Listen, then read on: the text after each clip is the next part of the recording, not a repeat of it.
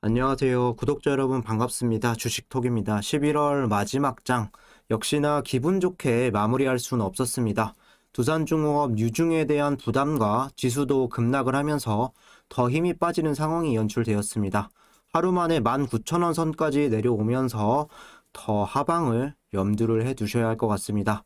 아마 빠른 대응을 하지 못하신 분들은 어떻게 해야 할까 고민들이 많으실 텐데 조금이라도 판단하시는 데 도움이 되셨으면 좋겠다라는 마인드로 계속 영상을 제작하고 있습니다. 구독과 좋아요는 큰 힘이 됩니다. 소통하는 방송인 만큼 지금처럼 댓글로 의견 많이 남겨주시면 감사하겠습니다. 제 채널은 유한타증권사와 제휴를 맺고 있습니다. 현재 유한타로 거래를 하시거나 앞으로 사용할 의사가 있으신 분들은 지속적으로 무료 관리 도와드리고 있습니다. 기존에 쓰는 계좌를 바꾼다는 건 쉬운 일은 아니지만 그렇다고 어려운 일도 아닙니다. 유한타로 사용을 하시면 조건 없이 무료로 수익 관리 도와드리고 있고 새로운 계좌, 새로운 마음으로 만들어주시는 분들도 많습니다. 서브 계좌는 유한타로 이용하셔서 좋은 인연 만들어갔으면 좋겠습니다. 텔레그램 무료방에서는 현재 두중, 유중에 대한 이런 부분들 계속해서 브리핑을 드리고 있고 시황 분석이라던가 또 종목 추천으로 꾸준하게 수익을 드리고 있습니다. 여기 보시면 오늘 11월 달 또 매매가 마무리가 되었는데 버킷 스튜디오 어제 매매한 종목 손실을 제외한다면 55% 이상 누적 수익률을 보여드렸고 10월 달까지 보셔도 파워넷 2%대 손절을 제외하면 45% 높은 승률을 보여드렸습니다. 누적으로 보면 큰 수익률이 아닐진 몰라도 손실적인 부분을 최소화하면서 꾸준하게 수익을 보여드리고 있습니다. 이 모든 게 무료로 진행이 되는 부분이고 이번 유중처럼 돌발 상황이 발생했을 때 혼자서 고민하는 것보다는 옆에서 궁금한 거 물어보실 수 있는 조력자가 필요한 시점이라고 생각을 합니다. 참여 원하시는 분들은 댓글에 나와 있는 제 번호로 문자를 주시거나 1대1 카톡으로 주저없이 문의 남겨주시면 되겠습니다. 그럼 구독, 좋아요 눌러주셨으면 영상 시작을 해볼게요. 그중에 대한 이야기를 하기에 앞서서 시장에 대한 언급을 안 드릴 수 없겠습니다. 간밤 미 증시는 회복하는 흐름에서 오미크론에 대한 여파를 뒤로한 채 안정된 흐름을 찾았고 국내 증시도 초반엔 모두 상승 출발을 보여주었습니다. 하지만 수급이 완전히 돌아서지 않은 상황에서 장중에 추가 조정이 나오더니 결국에는 동반 급락세로 마감이 되었습니다. 양 지수가 이렇게 2% 이상씩 밀리면서 상승 종목은 160여 개, 그리고 하락 종목은 2200여 개 가까이 되면서 이 수치만 봐도 얼마나 패닉 장이었는지 단적으로 알 수가 있겠습니다. 여전히 오미크론 변이 바이러스에 대한 공포가 불안감에 휩싸여 있고 울산 지역의 발생 국가에서 입국한 확진자가 나오면서 국내 증시는 우려가 더 확대되었습니다. 문제는 아직 이런 악재를 해소할 만한 주가를 다시 끌어올릴 만한 이유, 부재가 계속 될 수 있다라는 부분인데요. 물론 미국 재무장관이 부채 한도 협상 데드라인을 다음 달 중순까지도 연기를 시켰고 새로운 변종 바이러스에 대한 이슈로 해서 테이퍼링의 가속도도 조금은 늦춰질 가능성도 야기가 되고 있는데 지수뿐만 아니라 수급도 문제가 되는 상황입니다. 오늘 코스피 같은 경우는 외인이 1380억을 매도했고 기관은 6300억을 매도했습니다. 여기에 금융투자 4200억, 투신이 320억, 연기금이 1000억 이렇게 매도를 했고 코스닥 같은 경우는 외인이 980억 매도, 기간은 1000억 정도 순매수가 되었습니다. 사실 지금이 월 말이고 신용을 쓰셨던 분들이라던가 아직 시장에 잠재하고 있는 이런 불확실성이 존재하기 때문에 하락을 부추긴 것도 맞기는 하지만 시장 자체가 너무 과하게 빠졌다 이런 생각도 사실 들게 하는 장세였습니다. 여기 차트를 좀 보시면 검은색 선은 지지선과 그리고 깨지 말아야 할 구간을 제가 표시를 해 두었습니다. 빨간색 세로줄은 올해 연초로 보시면 되고 코스피 연 저점 부근 2877포인트를 또 이탈을 하면서 깨고 내려왔죠. 1년 동안 깨지 않았던 요 구간을 이탈하고 내려오면서 월봉상 5개월 연속 하락 마감이 확정이 되었습니다. 이렇게 떨어졌기 때문에 다시 바닥, 어디서 지지가 나오고 잡을 수 있을지 예상이 더 어려워졌습니다. 보통 몇 개월 동안 연속적으로 음봉으로 마감을 하게 되면 좀 연속적으로 올라가는 이런 특성도 있는데 일단은 오늘 깨졌기 때문에 더 지켜봐야 할 부분이 되겠습니다. 코스닥 같은 경우는 오늘 3% 가까이 이렇게 좀 빼면서 965포인트로 마감이 되었는데 제가 그려놓은 911포인트에 좀 멀어 보일진 몰라도 계속 이런 식으로 지수가 급락이 나오면 951선, 921선 차례차례 깨고 내려올 수도 있겠습니다. 하지만 계속 시장이 좋지 않다, 한탄만 하고 있을 수는 없겠죠. 어려운 상황이긴 하지만 시장 급락이라는 부분은 모두에게 동일한 이런 조건이고 결국에 시장 하락으로 인한 회복세는 시장이 올라와 주면 또 자연스레 이런 종목들도 올라와 줄 수 있습니다.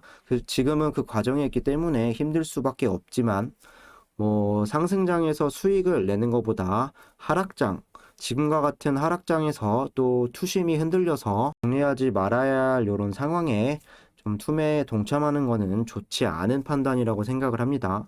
그럼 두중 어제에 이은 추가적인 오늘 4.5%대 하락세가 나왔는데 어떻게 좀 생각을 해야 할까요?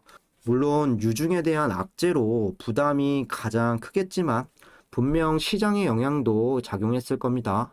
초반 시장이 활기를 띠면서 고점 1%까지도 올라가긴 했으나 금방 힘이 빠지는 모습이었고 또 시장이 계속 밀리면서 더 힘을 받기는 어려웠죠. 1조 5천억 원의 큰 규모의 유상증자, 거기에 8천만 주 이상 주식 수가 늘어나게 되면 주식 가치 희석에 대한 우려와 부담은 좀 단기적으로 계속 작용할 수 있다고 생각을 합니다.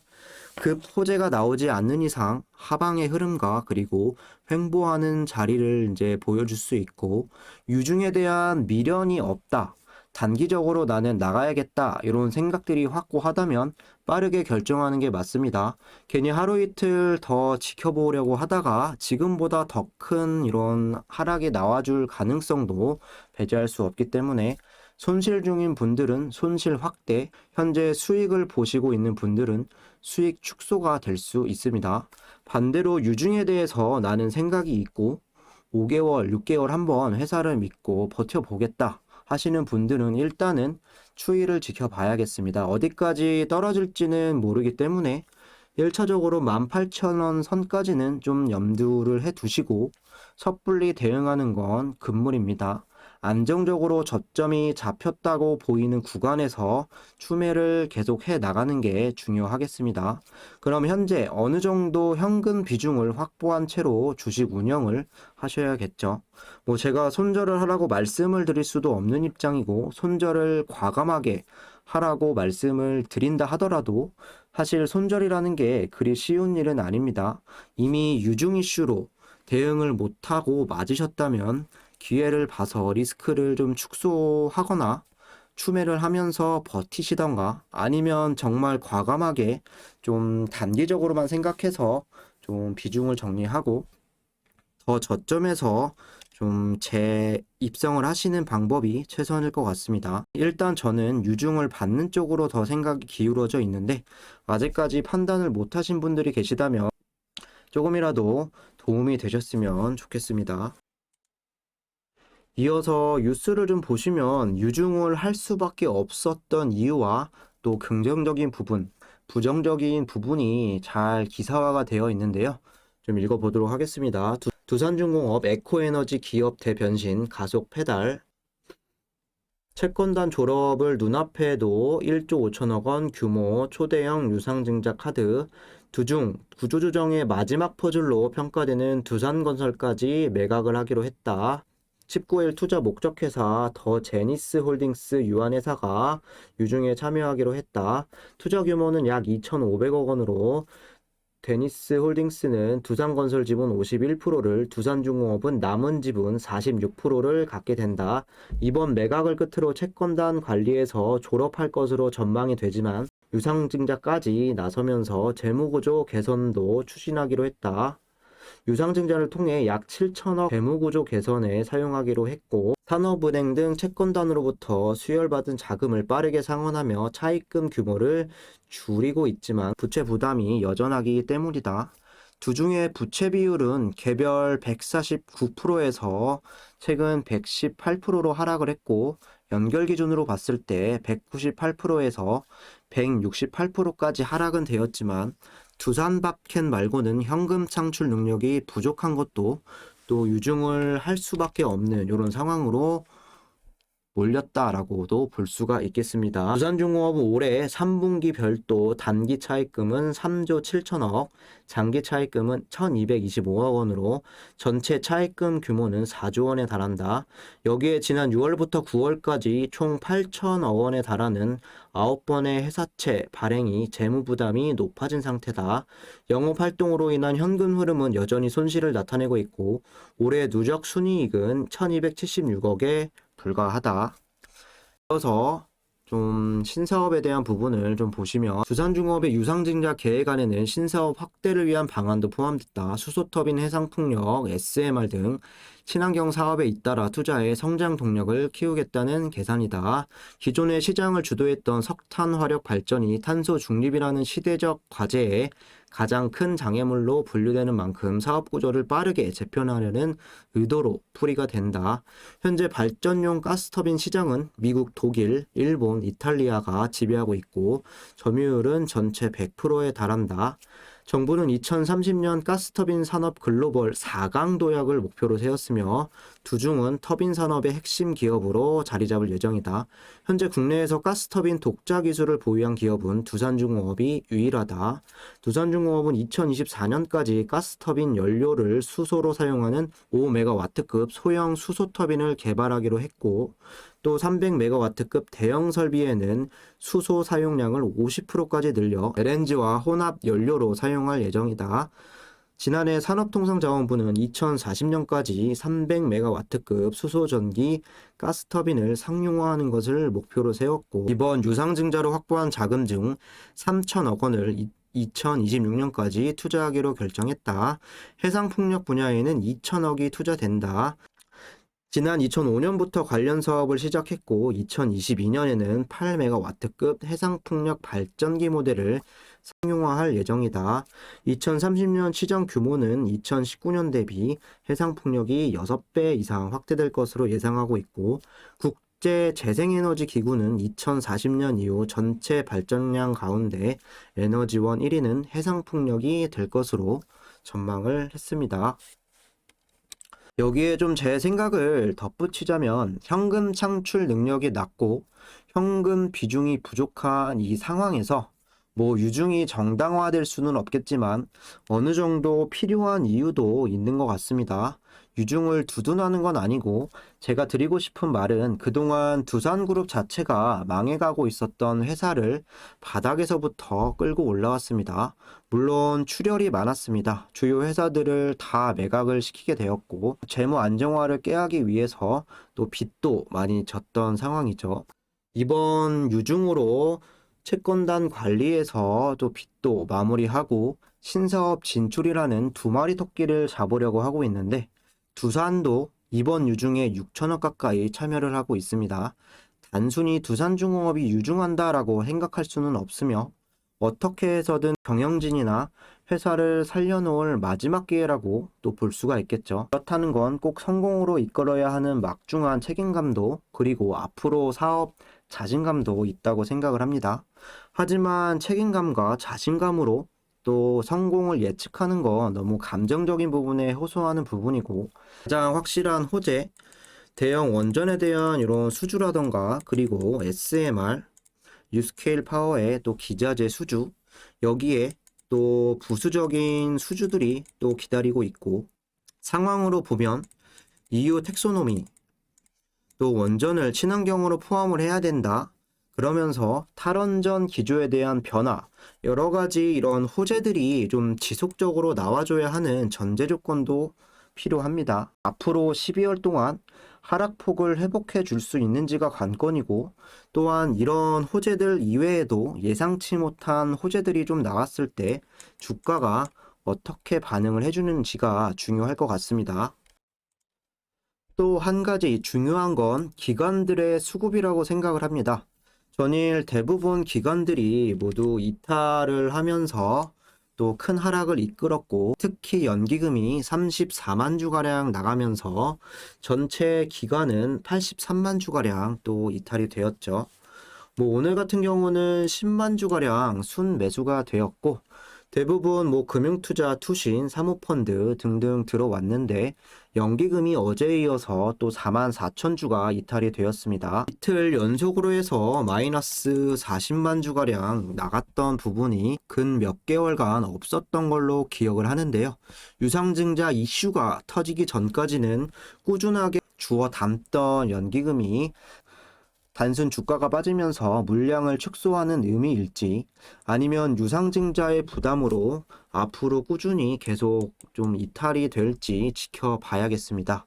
어제 말씀드린 게 연기금이 10월 중순 주가의 이제 상승 추세를 이어가게 했던 그 시점부터 더 큰 물량들이 들어왔다라고 말씀을 드렸는데, 그 당시 주가가 19,000원 초반이었습니다. 오늘 19,000원까지 또 터치를 했으니 내일부터 연기금이 다시 들어올 생각인지는 지켜봐야겠습니다. 이번 주나 다음 주까지는 연기금에 계속 이탈이 나올지, 그리고 기간 전체적인 이탈이 나올지 좀 예의주시해야겠습니다. 외인 같은 경우는 3일 연속으로 이렇게 좀 물량을 담고 있고, 프로그램 같은 경우는 이틀 정도 담고 오늘 19만 주가량 좀 이탈이 나왔는데, 주가 자체는 사실 반대로 움직이고 있죠. 이렇다는 건 외인들이 떨어지는 저점에서 막판에 좀 담고 있다 보셔도 무방할 것 같고, 그마저 연기금과 그리고 기타 법인도 최근에 좀 많이 나가면서 힘을 대주지 못하는 모습입니다. 공매도를 보시면 공매 비율 그리고 공매 수량이 상당히 늘어났는데, 외인과 기관이 이렇게 좀 들어왔는데 공매를 누가 이렇게 진행을 하는 걸까요? 연기금일 수도 있지만 이런 해석보다는 장 초반 외인과 프로그램은 계속 순 매도를 하면서 주가를 하방으로 이끌면서 공매로 이득을 보고, 주가가 막판에 더 내려가게 되면 또 저가에서 주워 담는 포지션을 취하고 있지 않나 또 생각을 할 수 있겠습니다.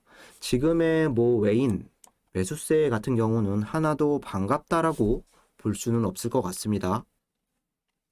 마지막으로 차트 흐름 간단하게만 좀 보겠습니다. 23,000원 그리고 24,000원에서 좀 움직였던 주가가 2일 만에 오늘 19,000원까지 이탈이 나왔습니다. 장 마감 이후에 공시 이슈가 뜬 거라 사실 시간에 정리하지 못하셨다면 현재 구간 손실 보고 있으신 분들이 더 많으실 겁니다. 주가를 되돌릴 수도 없는 상황이고 이미 때려 맞은 상황이기 때문에 앞으로 대응을 어떻게 하는지가 더 중요할 수 있겠습니다. 어제에 이어서 오늘도 5% 가까운 이런 하락으로 주가는 200일 선까지 좀 내려온 상황입니다. 그렇다는 건 회복을 하는데 훨씬 더 많은 시간을 걸릴 수밖에는 없고, 또한 19,000원은 오늘 지키면서 마무리가 되었지만 바닥이 잡혔다라고 볼 수도 없는 상황입니다. 대량의 음봉, 거래량도 동반을 이렇게 하고 있고 18,000원까지 좀 염두를 해두셔야 할 것 같습니다. 만일 여기 구간까지 이탈이 나오게 된다면 16,900원까지도 위험할 수 있겠습니다. 그러지 않길 바라면서 지금은 지켜봐야 하는 상황이고, 버텨볼 생각이 있으신 분들은 저점이 좀 잡힌 이후에 추매를 할지 고려해 보셔야 할 것 같습니다. 투자금이라는 게 한정되어 있고 이렇게 급락이 나온 이상 신중히 또 판단을 하셔야 할 것 같습니다. 현재는 일단 관망을 하면서 리스크를 어떻게 좀 줄일지 고민하는 방법이 최우선이 될 것 같습니다. 좀 판단하시는데 조금이라도 도움이 되셨으면 좋겠고, 이상으로 영상은 마무리하도록 하겠습니다. 구독과 좋아요 안 누르신 분들은 한 번씩 부탁드리고, 두중 실시간으로 대응받고 싶으신 분들이나 또한 다른 종목으로 손실을 좀 만회하고 싶으신 분들은 유한타증권사만 사용하시면 모든 게 무료로 수익을 도와드리고 있습니다. 관심 있으신 분들은 댓글에 나와 있는 번호로 문자를 주시거나 1대1 카톡으로 문의 주시면 되겠습니다. 감사합니다.